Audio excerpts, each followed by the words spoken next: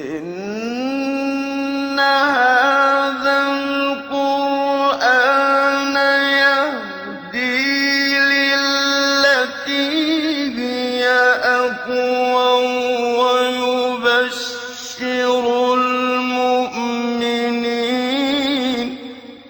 ويبشر المؤمنين الذين يعملون الصالحات أن لهم أجرا كبيرا.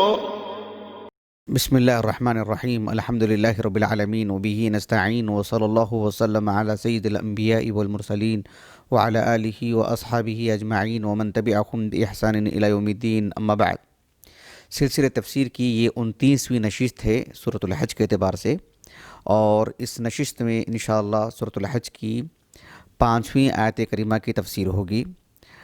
سورۃ الحج کی یہ جو 5ویں آیت کریمہ ہے، اللہ سبحانہ و تعالیٰ نے اس آیت کریمہ میں 2 دلیلیں فراہم کی ہیں، یہ بتانے کے لیے کہ انسان کو اللہ سبحانہ و تعالیٰ دوبارہ پیدا کرے گا۔ اس کے لیے ایک دلیل یہ دی گئی کہ انسان کی تخلیق کے جو مراحل ہیں اس پر غور کیا جائے کہ انسان کالعدم، یعنی اس کا وجود ہی نہیں تھا سرے سے، اللہ سبحانہ و تعالیٰ نے اسے وجود بخشا، اور پھر آج انسان جس شکل میں اپنے آپ کو دیکھ رہا ہے، ماں کے پیٹ میں اس کے جو مراحل ہیں، ایک مرحلہ کے بعد دوسرا مرحلہ، دوسرے کے بعد تیسرا مرحلہ، گویا کہ جب اللہ رب العالمین ایک مرحلے کے بعد دوسرے مرحلے میں اسے داخل کرتا ہے، پھر وہیں اسے ختم کر سکتا تھا، لیکن دوسرے مرحلے سے تیسرے مرحلے میں لے کر آتے ہیں رب العالمین، وہیں پر بھی وہ ختم ہو سکتا تھا، چوتھے سے 5ویں مرحلے کو پھر انسان اس دنیا میں آتا ہے۔ جس طرح سے ایک مرحلے سے دوسرے مرحلے میں اللہ سبحانہ و تعالیٰ اسے لے کر آئے ہیں، تو بالکل ویسے ہی انسان کو اس دنیا کی زندگی ختم ہونے کے بعد اللہ سبحانہ و تعالیٰ اسے دوبارہ پیدا کریں گے، ایک اور مرحلے میں لے کر آئیں گے۔ یہ اتنی واضح دلیل ہے کہ جو ہے یعنی اللہ رب العالمین کی توفیق اور اللہ سبحانہ و تعالیٰ کا اس کے حق میں خیر کا ارادہ نہ ہو تو پھر ایک بدبخت ہی جو ہے اس کا انکار کر سکتا ہے، معاند ہو سکتا ہے، سرکش ہو سکتا ہے، ورنہ انسان کی فطرت اس کو جلدی قبول کر لیتی ہے۔ اللہ سبحانہ و تعالیٰ نے سورۃ الحج کی یہ جو آیت کریمہ ہے، 5ویں آیت کریمہ بیان فرمایا، یا ایھا الناس ان کنتم فی ریب من البعث فانا خلقناکم من تراب ثم من نطفۃ ثم من علقۃ ثم من مضغۃ مخلقۃ وغیر مخلقہ لنبین لکم ونقر فی الارحام ما نشاء الی اجل مسمى ثم نخرجکم طفلا۔ یہاں تک جو تفسیر ہے وہ آپ کے سامنے ہم نے رکھ دی ہے۔ اس کے بعد اللہ رب العالمین نے ارشاد فرمایا ثم لتبلغوا اشدکم۔ اللہ سبحانہ و تعالیٰ انسان کو جو ماں کے پیٹ سے نکالتا ہے، ماں جب باذن اللہ تعالیٰ بچے کو جنم دیتی ہے، ثم لتبلغوا اشدکم، اللہ سبحانہ و تعالیٰ نے انسان کی زندگی کا اس دنیا میں آنے کے بعد ایک اور مرحلہ بیان کیا۔ ایک مرحلہ وہ ہے ثم نخرجکم طفلا، جب بالکل چھوٹا بچہ ہوتا ہے۔ وہ طفل کا جو اطلاق ہوتا ہے، جو ماں جب اپنے بچے کو جنم دیتی ہے وہاں سے لے کر کے لگ بھگ کم و بیش بچے کی بلوغت تک، وہ جو ایک مرحلہ ہے۔ بلوغت کے بعد الطفل کے بعد کا ایک اور مرحلہ آتا ہے جہاں اس کی جوانی شروع ہوتی ہے، جہاں اس کے ہاتھ پیر بہت مضبوط ہوتے ہیں، عقل دھیرے دھیرے مضبوط ہوتی ہے، اس کا علمی مستویٰ بڑھتا ہے، اس کا تجربہ بڑھتا ہے، اس کے ہاتھ پیر مضبوط ہوتے ہیں، اور پھر ایک مرحلہ جاتا ہے۔ تو ثم لتبلغوا اشدکم، اس آیت کریمہ کی آج تفسیر ہوگی، اس قطعے کی آج تفسیر ہوگی انشاءاللہ۔ عربی زبان میں ثم لتبلغوا اشدکم، لتبلغوا، بلغا کا اس کا معنی کیا ہے بنیادی طور پر؟ عربی زبان میں بلغا کا معنی آتا ہے یعنی الوصول الی الشیء، الوصول الی الشیء یعنی کسی چیز تک پہنچنا۔ جیسے عربی زبان میں ہم کہیں گے بلغت المکان، میں اس جگہ تک پہنچا، کیا مطلب ہے؟ یعنی ای وصلت الی المکان، میں اس مکان، اس جگہ تک میں پہنچا۔ بلغا کے معنی آتے ہیں کسی جگہ تک پہنچ جانا۔ بلغ یبلغ بلوغا یا ابلغ یبلغ ابلاغا، اور اسی طرح سے بلغ یبلغ تبلیغاً، اسی سے اسم آتا ہے البلاغ۔ قرآن مجید میں تو البلاغ بکثرت وارد ہے، اور رسالت سے متعلق آپ علیہ الصلاۃ والسلام یا دیگر انبیاء علیہ الصلاۃ والسلام کی زندگی میں یہ لفظ بہت وارد رہتا ہے۔ جہاں یہ لفظ آئے گا وہاں اس کا معنی ہم خاص طور پر بتائیں گے انشاءاللہ۔ تو کسی جگہ پر پہنچنے کے لیے یہ بلاغہ کا لفظ آتا ہے، لیکن کبھی عربی زبان میں جسے ہم کہتے ہیں نا کہ المشارفہ، بس یعنی کسی سے دور سے اطلاع، وقت کی قربت، یعنی ابھی وہاں پہنچے نہیں ہیں، بس قربت، ابھی پہنچنے والے ہیں، اس لطیف چیز کے لیے بھی بتانے کے لیے بھی بلاغہ کا لفظ آتا ہے، جسے اللہ رب العالمین نے سورۃ النساء میں بیان فرمایا فَإِذَا بَلَغْنَ أَجَلَهُنَّ فَأَمْسِكُوهُنَّ، یہ سورۃ النساء کی آیت کریمہ ہے۔ تو یہ بلاغہ کا معنی ہوا، اسی سے ہے البلاغہ، مستقل موضوع کے طور پر مدارس میں پڑھایا جاتا ہے البلاغہ۔ تو البلاغہ کو البلاغہ کیوں کہا جاتا ہے؟ اس لیے کہ یمدح بها الفصیح اللسان، کہ البلاغہ وہ ایک یعنی گفتگو کا وہ ایک انداز ہے، اور متعدد جو ہے اقسام کا ایک ایسا مجموعہ ہے وہ، جس کی وجہ سے بہتر انداز میں جو گفتگو کرتا ہے فصیح اللسان جو انسان ہے، اس کی گویا کہ تعریف ہوتی ہے۔ کیوں؟ لِأَنَّهُ يَبْلُغُ مَا يُرِيدُهُ، وہ اپنے دل کی بات رکھ کر کے وہ اپنے مقصد کو پہنچتا ہے، یا لوگوں تک اپنی بات کو پہنچاتا ہے بہتر سے بہتر انداز میں۔ بہرحال تو البلاغہ بھی اسی سے ہے۔ یہ تو بلاغہ کا معنی ہوا۔ اللہ سبحانہ وتعالیٰ نے فرمایا ثُمَّ لِتَبْلُغُوا أَشُدَّكُمْ، کیا معنی ہے اشدکم کے؟ عربی زبان میں الاشد، اس کا معنی بنیادی طور پر جاننا چاہیے، کیونکہ قرآن مجید میں یہ لفظ بھی متعدد مقامات پر جو ہے ذکر کیا گیا ہے، اور کچھ فرق کے ساتھ، یعنی معنی کے فرق کے ساتھ۔ آپ دیکھیے عربی زبان میں الاشد، اس کا معنی یہ ہے کہ اس کی بنیادی حروف ہیں شین اور دال، شین اور دال، شدہ۔ شدہ کا بنیادی معنی یہ ہے کہ القوت فی الشیء، یعنی کسی بھی چیز میں مضبوطی لانا، کسی بھی چیز کو مضبوط کرنا، سخت بنانا۔ کوئی بھی چیز جو ٹھوس ہوتی ہے نا، اس کو اس عمل کے لیے یہ فعل آتا ہے شدہ۔ شدہ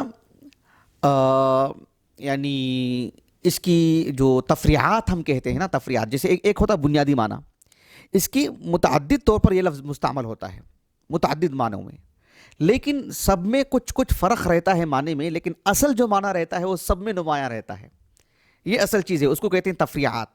یعنی اصل معنی کیا ہے؟ القوت فی الشیء، لیکن اس سے جو جڑی کئی ایک جو شقیں ہوتی ہیں، مطلب یہ اس معنی میں بھی آتا ہے۔ مثال کے طور پر عربی زبان میں ہم جب کہتے ہیں شددت العقد شدن، گرہ لگانا بولتے ہیں نا، گانٹھ لگانا، گرہ لگانا، تو صرف باندھنے کے لیے یہ لفظ نہیں آتا شدہ، ربطہ اس کے معنی بھی آتے ہیں باندھنے کی، لیکن شدہ کے اندر ایک زائد معنی کیا آتا ہے باندھنے میں، کہ کسی چیز کو سختی سے باندھنا، مضبوط باندھنا، جسے اللہ رب العالمین نے سورۃ محمد میں بیان فرمایا فَإِذَا لَقِيتُمُ الَّذِينَ كَفَرُوا فَضَرْبَ الرِّقَابِ حَتَّى إِذَا أَثْخَنْتُمُوهُمْ فَشُدُّوا الْوَثَاقَ۔ تو شدہ کے معنی صرف باندھنا نہیں ہے، شدہ کے معنی بنیادی طور پر اس کے اندر مضبوطی کے معنی آتے ہیں، قوت پہنچانے کے معنی آتے ہیں، کسی چیز کو ٹھوس انداز میں مضبوطی سے باندھنا، گرہ لگانا، یہ جو ہے بنیادی معنی آتا ہے۔ آپ دیکھیں قرآن مجید میں بخیل معروف لفظ ہے، جو انسان کے جو ہے اپنے نفس سے متعلق جو حقوق ہیں اس کو ادا کر لیتا ہے، لیکن لوگوں کے حقوق ادا نہیں کرتا، بخیل معروف لفظ ہے۔ لیکن اللہ رب العالمین نے سورۃ العادیات میں بیان فرمایا والعادیات ضبحا فالموریات قدحا فالمغیرات صبحا فأثرن به نقعا فوسطن به جمعا ان الانسان لربه لکنود وانه على ذلك لشہید وانه لحب الخیر لشدید۔ اللہ تعالیٰ نے کہا وانه لحب الخیر لشدید، لحب الخیر لشدید۔ تو یہ جو لشدید ہے، لشدید، شدید ان کی معنی کیا ہے؟ بخیل کے معنی میں۔ تو بخیل کے لفظ کے بجائے شدید ان کا لفظ کیوں ہے؟ اس وجہ سے کہ اس کے اندر کی جو سختی ہے نا، اپنے اوپر جو مال کو جو سختی سے اپنے پاس محفوظ رکھتا ہے، کسی کو دیتا نہیں ہے، اپنا جیب کھولتا نہیں ہے، کسی کے تعلق سے سوچتا نہیں ہے، کسی کے تعلق سے اس کے دل میں ہمدردی کے دروازے کھلتے نہیں ہیں، اس کا دل کھلا ہوا نہیں، وہ سخت ہے اپنے مال سے متعلق ہو، تو اللہ سبحانہ و تعالیٰ نے عربی زبان میں بھی یہ لفظ جو ہے نا شدید یا متشدد یہ بخیل کے لیے آتا ہے. تو انہ لحب الخیر لشدید کا مطلب ہی یہی ہے کہ یہ مال سے متعلق بہت حریص واقع ہوا ہے، بہت بخیل واقع ہوا ہے. بہرحال یہ بنیادی معنی رہے. اشدکم، الاشد بعض اہل اللغہ کہتے ہیں کہ الاشد یہ جمع ہے. اس کا واحد کیا ہے؟ کچھ اہل اللغہ کہتے ہیں کہ اس کی کوئی واحد نہیں ہے، جیسے کہ ابو القاسم الزمخشری ہیں اور دیگر اہل اللغہ بھی ہیں. انہوں نے کہا کہ جو اس کی کوئی جمع نہیں ہے. امام بخاری رحمہ اللہ نے بھی اس کی طرف اشارہ کیا صحیح بخاری میں سورۃ یوسف کی تفسیر کرتے ہوئے کہ اس کی کوئی جمع نہیں ہے. لیکن امام بخاری رحمہ اللہ اور دیگر اصحاب علم نے بھی کہا کہ اس کی ایک جمع آتی ہے شدن، شدن واحد ہے. اس کی جمع آتی ہے اشد، جیسے کہ ابو عبداللہ القرطبی نے بھی کہا رحمہ اللہ. جس طرح سے فلسن افلسن کہتے ہیں، شدن یہ واحد ہے اور اس کی جمع آتی ہے اشد. لیکن بعض اہل اللغہ نے کہا کہ لا واحد اللہ، کہ کچھ عربی زبان میں ایسے اسم ہوتے ہیں جو جمع پر ہی دلالت کرتے ہیں، جمع کا ہی لفظ آتا ہے اس کے لیے، اس کا واحد نہیں آتا ہے. تو الاشد یہ جمع ہی ہے، اس کا واحد نہیں آتا. کیوں نہیں آتا؟ اس کی توجہ انہوں نے یہ کی ابو القاسم الزمخشری نے، گویا کہ ایک چیز کی سختی بتانی مقصود نہیں ہوتی. جیسے مثال کے طور پر انسان کے اعضاء ہیں تو عقل کی مضبوطی ہے، جوڑوں کی مضبوطی ہے اور دیکھنے کی مضبوطی ہے، سننے کی مضبوطی ہے. تو گویا کہ الگ الگ جگہ کے الگ الگ مضبوطی فراہم کی جاتی ہے، اس وجہ سے اسے جمع ہی استعمال کیا جاتا ہے. یہ ان کو مقصود ہے کہنے کا. تو اللہ سبحانہ و تعالیٰ نے فرمایا کہ ثم لتبلغوا اشدکم، کہ تم پھر اپنی مضبوطی کو، اپنی جوانی کو مکمل طور پر پہنچ سکو. یعنی جب پیدا ہوئے تو بچے تھے اور ایک زمانے تک بچے ہی تھے، 1 سال 2 سال 3 سال وہ بچپنا ہی ہے، وہ جسے عربی زبان میں الطفل کہتے ہیں، طفولیت کہتے ہیں. ایک زمانے تک وہ بچہ ہی رہتا ہے، لیکن پھر ایک مرحلہ آتا ہے جہاں وہ جوانی میں داخل ہوتا ہے. تو یہ ثم لتبلغوا اشدکم، اشدکم جوانی کے معنی میں ہے. تو پھر جوانی کا مرحلہ کہاں سے شروع ہوتا ہے، کہاں تک چلے گا وہ؟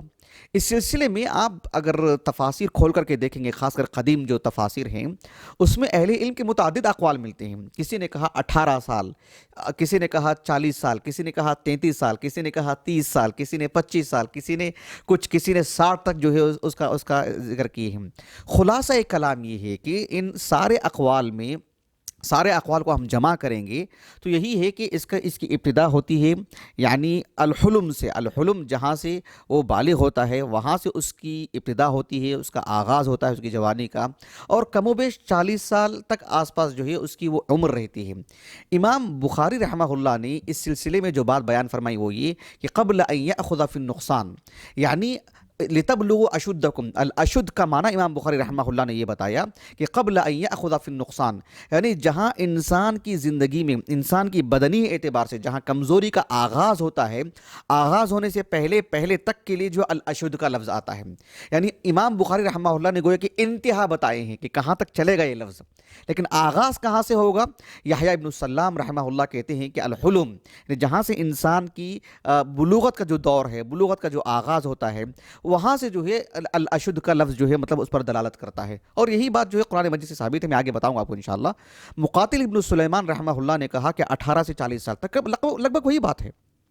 امام بخاری رحمہ اللہ نے یہ بات کہہ دی کہ جہاں انسان کی بدنی اعتبار سے جہاں کمزوری کا سلسلہ شروع ہوتا ہے، چلنے پھرنے میں، اٹھنے بیٹھنے میں، تو وہاں تک جو ہے الاشد کا لفظ آتا ہے قبل ان یأخذ فی النقصان. یہ امام بخاری رحمہ اللہ نے سورۃ یوسف کی جو تفسیر ہے یعنی صحیح بخاری میں، کتاب التفسیر میں، وہاں پر امام بخاری رحمہ اللہ نے روایات کے سے پہلے جو آپ الفاظ کے معانی جو درج کرتے ہیں، وہاں پر امام بخاری رحمہ اللہ نے اس بات کو لکھا ہے. قرآن مجید کی کچھ آیات ہیں جس سے آپ اندازہ لگائیے کہ الاشد کا لفظ استعمال کیا گیا ہے، لیکن قدر تفصیل کے ساتھ، کبھی یہ معنی کبھی وہاں پر آپ ایک 40 سال ہی مراد لیں گے ضروری نہیں، 18 سال ہی مراد لیں گے یہ بھی ضروری نہیں. تو قرآن مجید نے الگ الگ جگہ پر اس لفظ کو استعمال کیا ہے. مثال کے طور پر آپ دیکھیے سورۃ الانعام کے اواخر میں اللہ تعالیٰ نے کہا وَلَا تَقْرَبُوا مَالَ الْيَتِيمِ إِلَّا بِالَّتِي هِيَ أَحْسَنُ حَتَّى يَبْلُغَ أَشُدَّهُ وَلَا تَقْرَبُوا مَالَ الْيَتِيمِ. اللہ نے کہا کہ یتیم کے مال کو، یتیم کہتے کس کو ہیں؟ یعنی جن کے والد کا، جس بچے کے والد کا انتقال ہو چکا ہو اور ابھی بچہ وہ بالغ نہیں ہوا ہے، اگر بلوغت کو پہنچ جاتا ہے تو پھر الیتم کا جو لفظ ہے، الیتیم کا جو لفظ ہے، اس پر وہ جو صادر نہیں آتا ہے. تو ولا تقربوا مال الیتیم، یعنی یتیم کے مال کے قریب بھی مت جاؤ، یعنی مال مت لو اس کا، الا باللتی ہی احسن، احسن طریقے سے، مطلب اس کے مال کو فروغ دینے کے لیے وغیرہ. خیر وہ میرا موضوع نہیں ہے. اللہ سبحانہ و تعالیٰ نے کہا کہ کب تک یتیم کے مال کے قریب نہیں جانا چاہیے؟ کہا کہ حتیٰ یبلغ اشدہ. لفظ دیکھیے کیا استعمال کیا اللہ تعالیٰ نے، جب تک کہ وہ الاشد کی جو عمر ہے وہاں تک نہ پہنچ جائے.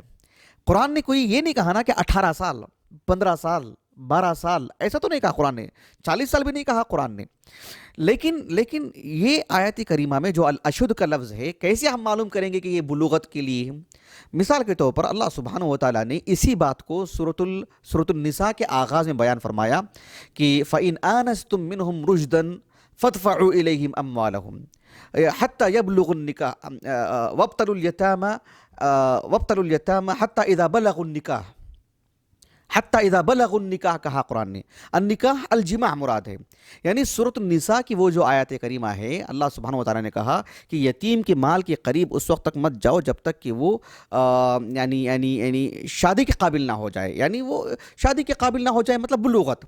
تو یہاں پر الاشد کا جو معنی ہے سورۃ الانعام میں وہ بلوغت ہی ہے، وہ 40 سال مراد نہیں ہے، بلوغت مراد ہے. بالکل 15 سے 18 سال کے آس پاس کی عمر کی بات کہی گئی ہے. تو اس اعتبار سے الاشد کا ہر جگہ پر ایک ہی سن مراد لیں گے کہ 15 سال 18 سال 20 سال 25 سال، یہ ایسا نہیں ہے. الگ الگ معنی لیا ہے قرآن مجید نے. میں ایک اور آیت کریمہ میں آپ کو بتاتا ہوں. اللہ سبحانہ و تعالیٰ نے سورۃ الاحقاف کے بالکل آغاز میں بیان فرمایا وَوَصَّيْنَا الْإِنسَانَ بِوَالِدَيْهِ إِحْسَانًا حَمَلَتْهُ أُمُّهُ كُرْهًا وَوَضَعَتْهُ كُرْهًا وَحَمْلُهُ وَفِصَالُهُ 30 شهرًا حَتَّى إِذَا بَلَغَ أَشُدَّهُ وَبَلَغَ 40 سَنَةً. یعنی جب بچے کو جنم دیا جاتا ہے تو اللہ رب العالمین نے کہا وہی بچہ جب بڑا ہو کر کے 40 سال کی عمر کو پہنچ جاتا ہے تو پھر وہ اللہ تعالیٰ سے دعا کرتا ہے. ایک طرف اس کے ماں باپ 40 سال کی عمر کا جو آدمی ہوتا ہے، ایک طرف اس کے ماں باپ بوڑھے رہتے ہیں، ایک طرف اس کے چھوٹے چھوٹے بچے رہتے ہیں، تو اس کے احساسات الگ ہوتے ہیں. کیونکہ وہ سمجھتا ہے کہ جو ہے میرے ماں باپ بوڑھے ہیں اور مجھے ان کے ساتھ کیسا کرنا چاہیے، جب میرے بچے چھوٹے ہیں تو اب مجھے کیا کرنا چاہیے ان کے لیے. تو گویا کہ وہ ایک اس عمر میں پہنچا رہتا ہے، وہ گویا کہ اس کے لیے ایک سبق مل رہا ہوتا ہے کہ جو میرے چھوٹے چھوٹے بچے ہیں، کل کے دن میں بھی تو ایسا تھا نا، میرے ماں باپ زندہ ہے نا، تو دیکھ رہا ہے وہ اس معاملے میں. تو ایسی صورت میں وہاں پر جو ہے الاشد کا جو لفظ ہے وہ 40 سال پر دلالت کرتا ہے. تو ہر جگہ پر ایک ہی معنی میں نہیں ہے. تو خلاصہ کلام یہ ہے کہ 15 سال سے لے کر کے الحلم، جہاں سے اس کی بلوغت کا جو آغاز ہے، تقریباً 40 سال تک جو ہے وہ پورے عرصے کے لیے الاشد کا لفظ استعمال کیا جاتا ہے عربی زبان میں. اب رہا مسئلہ ان آیات پہ غور کیجیے آپ جو انبیاء علیہ السلام کے قصے میں بیان کیا گیا ہے. مثال کے طور پر جہاں اشکال ہوا ہے لوگوں کو، وہ یہ بعض اہل علم کو، ایک ہے سورۃ یوسف کی آیت کریمہ، ایک ہے سورۃ القصص کی آیت کریمہ. سورۃ القصص میں موسیٰ علیہ السلام کا ذکر ہے اور سورۃ یوسف میں یوسف علیہ السلام کا ذکر ہے. اللہ رب العالمین نے جب یوسف علیہ السلام کا قصہ بیان کیا تو کہا وَلَمَّا بَلَغَ أَشُدَّهُ آتَيْنَاهُ حُكْمًا وَعِلْمًا. غور کیجیے، وَلَمَّا بَلَغَ أَشُدَّهُ آتَيْنَاهُ حُكْمًا وَعِلْمًا. سورۃ القصص میں اللہ نے کہا وَلَمَّا بَلَغَ أَشُدَّهُ وَاسْتَوَى آتَيْنَاهُ حُكْمًا وَعِلْمًا. دو جدا جدا چیزیں ہیں. گویا کہ اللہ رب العالمین نے یوسف علیہ السلام کے قصے میں اس بات کو بیان فرمایا کہ یوسف علیہ السلام جب بالغ ہو گئے، وَلَمَّا بَلَغَ أَشُدَّهُ، بلغ اشدہ یعنی جب ان کی بلوغت کی جو عمر تھی، جب وہاں انہوں نے اس عمر میں قدم رکھا تو اللہ سبحانہ و تعالیٰ نے انہیں نبوت سے سرفراز کیا. حافظ ابن حجر رحمہ اللہ نے فتح الباری میں بہت مفصل لکھا ہے اس بات کو. ابن حجر رحمہ اللہ نے کہا کہ دیکھو کہ سورۃ یوسف میں وستوا کا لفظ نہیں ہے اور سورۃ القصص میں وستوا کا لفظ ہے. یہ اس بات کی واضح دلیل ہے کہ یوسف علیہ السلام کو کم عمری میں نبوت ملی، موسیٰ علیہ السلام کو بھری جوانی میں 40 سال کی عمر میں نبوت ملی. وستوا کا لفظ وہاں پر دلالت کر رہا ہے. اسی لیے یوسف علیہ السلام کے قصے میں اس بات کو کہا گیا ہے کہ وَلَمَّا بَلَغَ أَشُدَّهُ وَاسْتَوَى آتَيْنَاهُ حُكْمًا وَعِلْمًا وَكَذَلِكَ نَجْزِي الْمُحْسِنِينَ وَرَاوَدَتْهُ الَّتِي هُوَ فِي بَيْتِهَا عَن نَفْسِهِ. یعنی اللہ رب العالمین نے سورۃ یوسف میں یوسف علیہ السلام کی نبوت کو ذکر کرنے کے بعد وہ جو امرأۃ العزیز ہے، عزیز مصر کی جو بیوی ہے، اس نے جو یوسف علیہ السلام کو ورغلایا اور ان کو پھسلانے کی کوشش کی، دعوت گناہ دی. تو اس کے بعد کا قصہ ہے. یوسف علیہ السلام کی ابھی لڑکپن ہے آپ کا، وہ ابھی بالغ ہوئے ہیں آپ، تو وہ گویا کہ وہ قصہ اس بات پر دلالت کرتا ہے، وہ قصے کی ترتیب اس بات پر دلالت کر رہی ہے کہ آپ کو 40 سال کی عمر میں نبوت نہیں ملی یوسف علیہ السلام کو، بلکہ اس سے پہلے ملی، جبکہ موسیٰ علیہ السلام کو اللہ سبحانہ و تعالیٰ نے 40 سال کی عمر میں نبوت دی، کہا کہ وَلَمَّا بَلَغَ أَشُدَّهُ، اس کے ساتھ ساتھ وَاسْتَوَى، بالکل ٹھیک ٹھاک، یعنی ایک بھری جوانی جب آپ کو آئی، تب اللہ رب العالمین نے آپ کو حکمت، نبوت، علم سے اللہ رب العالمین نے آپ کو سرفراز کیا۔ تو یہ دو چیزیں ہیں، اس لیے کہ جو ہے جن اصحاب علم نے یہ کہا کہ نبوت کو اللہ رب العالمین نے 40 سال کے لیے خاص کیا ہے، یہ ایک مختلفی مسئلہ ہے۔ ابن کثیر رحمہ اللہ نے تو تفسیر ابن کثیر میں یہ ذات کو لکھا کہ اللہ رب العالمین نے سبھی انبیاء کو 40 سال کی عمر میں نبوت دیتے ہیں، سورہ یوسف کی تفسیر میں لکھا آپ نے، لیکن ابن حجر رحمہ اللہ نے لکھا کہ جو ہے یعنی لیست للنبوت حدن، یعنی نبوت کے لیے کوئی حد نہیں ہے کہ 40 سال ہی میں نبوت ملے گی۔ مثلا آپ دیکھو اللہ رب العالمین نے سورۃ مریم میں بیان فرمایا وَآتَيْنَاهُ الْحُكْمَ صَبِيًّا، اللہ نے یحییٰ علیہ السلام کو بچپن میں نبوت دی نا۔ عیسیٰ علیہ السلام نے کیا کہا؟ قال انی عبد اللہ آتانی الکتاب وجعلنی نبیا، ابھی ماں کے گود میں ہیں، آپ نے کہا کہ اللہ نے مجھے نبی بنایا۔ یعنی اللہ سبحانہ و تعالیٰ نے نبوت کو ایک عمر کے لیے خاص نہیں کیا ہے کہ 40 سال کی عمر میں ہی نبوت ملے گی، ایسا کوئی ضابطہ نہیں ہے۔ اسی لیے ابن جریر الطبری رحمہ اللہ نے یعنی سورۃ یوسف کی تفسیر کرتے ہوئے لکھا وَلَمَّا بَلَغَ أَشُدَّهُ کے لفظ میں کہ اللہ سبحانہ و تعالیٰ نے یوسف علیہ السلام کے بارے میں صرف اتنا کہا کہ آپ کو بلغ اشدہ، جب آپ الاشد کی عمر کو پہنچے تو آپ کو نبوت ملی، اتنی سی بات اللہ نے کہی۔ اس میں 15 سال کا ذکر ہے کیا؟ 30 سال کا ذکر ہے کیا؟ 33 سال کا ذکر ہے کیا؟ 35 اور 40 کا ذکر ہے کیا؟ یہ ابن جریر الطبری رحمہ اللہ نے سوال کیا۔ جب اس طرح کا کوئی سوال نہیں ہے اور قرآن مجید میں کبھی ایسی صراحت نہیں ہے کہ نبوت کو 40 سال کے لیے اللہ نے جوڑ رکھی ہے، نہ کسی حدیث مبارکہ سے اس کا ثبوت ملتا ہے۔ ہاں، خبر کے طور پر بات ملتی ہے کہ اللہ کے رسول کو جب 40 سال ہو گئے تو آپ کو نبوت ملی، لیکن کیا کوئی ضابطہ ہے یہ؟ نہ قرآن سے یہ بات ثابت ہے، نہ حدیث سے اس بات کا ثبوت ملتا ہے کہ کوئی ضابطہ ہے کہ 40 سال کی عمر میں نبوت ملے گی، اور نہ ہی اہل علم کا اجماع ہے اس بات پر کہ پوری دنیا کے اہل علم اس بات پر متفق ہیں کہ نبوت کو اللہ نے 40 سال کے لیے جوڑ رکھا ہے۔ جب ایسی بات ہے ہی نہیں تو پھر ہم اسی پر قائم رہیں گے کہ کب نبوت ملی یوسف علیہ السلام کو؟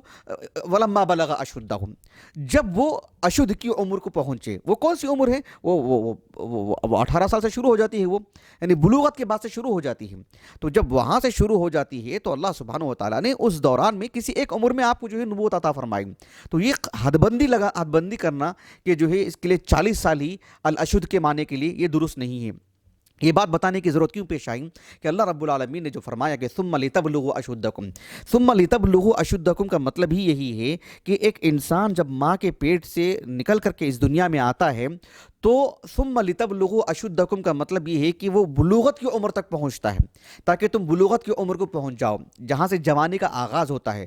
40 سال کی عمر کو پہنچ جاؤ ایسا نہیں ہے، کیوں؟ الاشد کے معنی 40 سال کی عمر کو نہیں کہتے ہیں، الاشد کہتے ہی ہیں بلوغت سے لے کر کے یعنی 40 سال کی عمر تک، درمیان میں کوئی بھی عمر مراد ہو سکتی ہے۔ یہ وہ پورے عرصے کے لیے الاشد کا لفظ آتا ہے، 40 سال کے لیے خاص ہے وہ الاشد کا لفظ، یہ درست نہیں ہے۔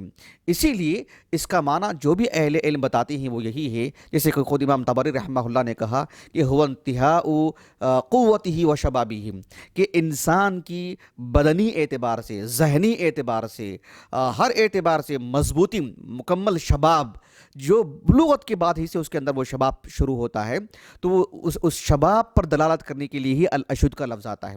اس کے اندر کی اس لفظ کی سختی بتا رہی ہے، اس لفظ کا معنی بتا رہا ہے کہ ایک لمبا عرصہ ہے یہ، اور یہ یعنی کمال العقل والفہم و تمیز، انسان جہاں یہ چاہیے مجھے، یہ نہیں چاہیے مجھے، میں اپنے اعتبار سے سوچ سکتا ہوں، کر سکتا ہوں، فیصلہ لے سکتا ہوں، اتنی میرے اندر دانائی، حکمت ہے، یہ سب کچھ ہے۔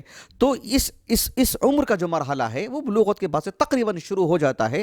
انسان کو اس کی نگرانی کرنا، اسے سنبھال کے رکھنا الگ چیز ہے، لیکن وہاں سے انسان کے لیے وہ چیز آغاز ہو جاتی ہے۔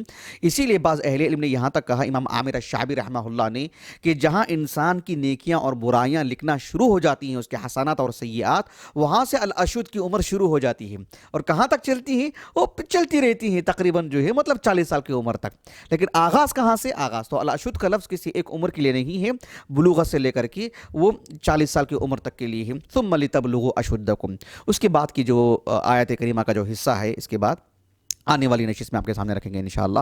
اللہ سبحانہ و تعالیٰ سے دعا ہے کہ اللہ سبحانہ و تعالیٰ ہمیں قرآن مجید کی جو قرآن مجید کو ایک ایک لفظ کو، اور جو ہے مطلب جس زبان میں قرآن نازل ہوا ہے اس کے مقتضا کو سامنے رکھتے ہوئے سمجھ کر کے پڑھنے کے اللہ ہمیں توفیق عطا فرمائے۔ سبحانک اللہم و بحمدک، اشہد ان لا الہ الا انت، استغفرک و اتوب الیک۔